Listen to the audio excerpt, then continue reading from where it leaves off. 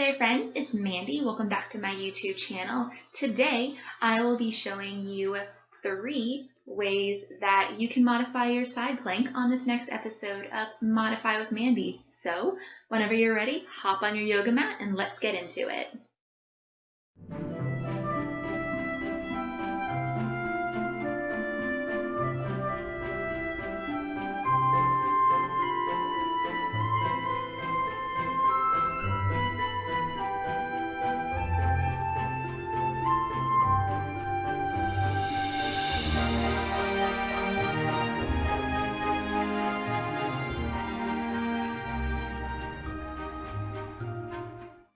Today I will be showing you how to modify side plank 3 different ways. Now, there are some different reasons why we might be having some trouble in our side plank. So, one of those reasons might be our balance is a little bit off, so we need a little bit of assistance there.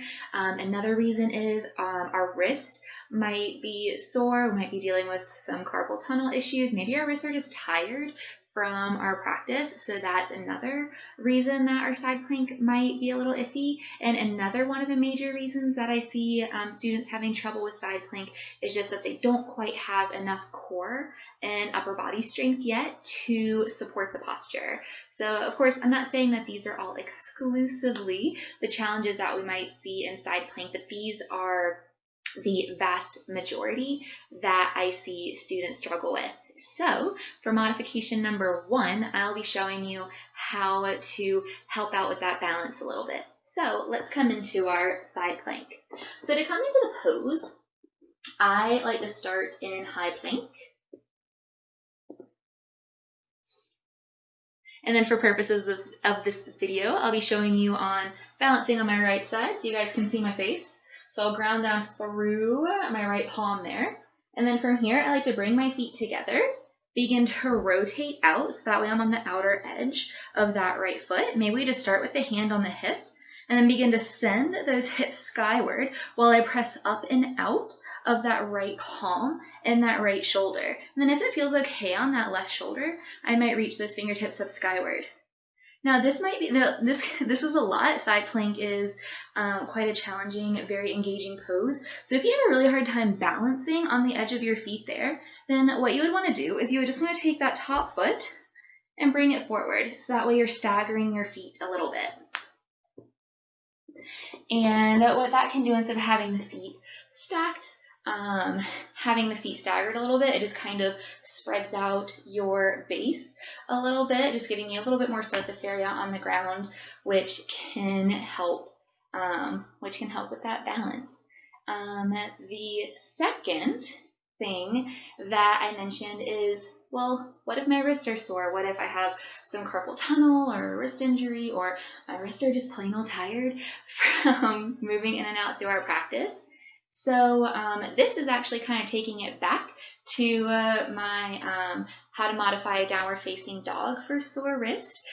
We talk about dropping to our forearms in that video, and that is the exact same thing that we're going to do here. So instead of taking a high plank with our palm down onto the ground, we would just drop our forearm down. So how we would come into it here, starting in our forearm plank, so drop down to your forearms. Make sure that those elbows are directly underneath the shoulders. Start to walk those feet back behind you. Again, make sure you have that nice flat body. You're reaching your heels back. You're pressing the earth down and away. So say I want to come back into that side plank on the right. I would take my right hand, bring it in towards that left elbow. So that way you see my lower arm is now parallel to the top edge of that mat. And then from here, I would begin to rock onto the outer edges of that right foot here, starting to reach the soles of the feet forward and back, or backwards, trying to get the sole of the foot down to the mat here. Again, you want to press down and out so you're not collapsing into that shoulder. Hand might be on the hip, maybe the hand goes skyward, and it would be the exact same thing on the left. So you would just switch out your arm here, so that way you're balancing on your left forearm.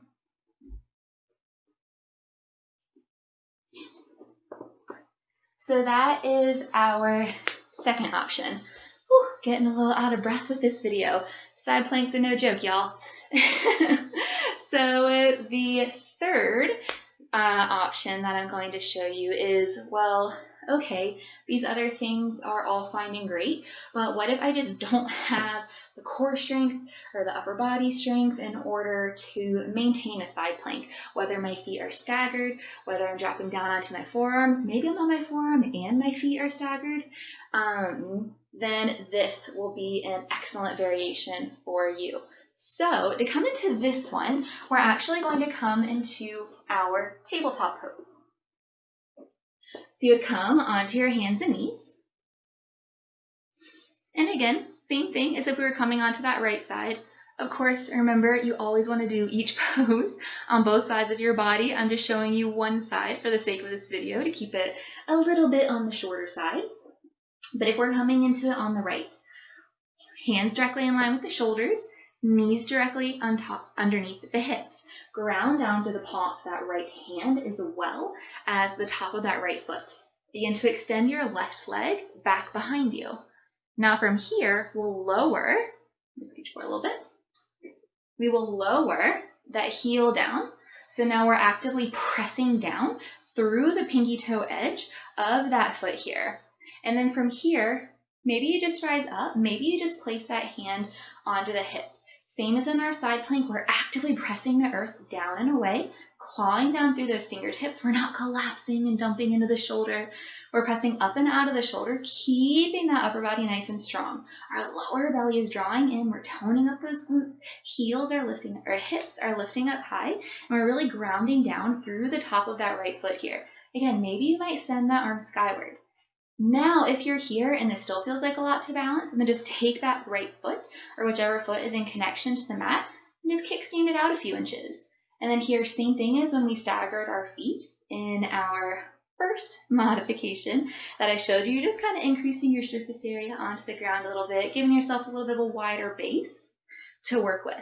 Now, another option you can do from here, if you're here, maybe you're here, this is starting to feel really good. Maybe you start to fire up those obliques and those hips a little bit, flexing into that foot to the extended leg, and then maybe you begin to lift that leg up.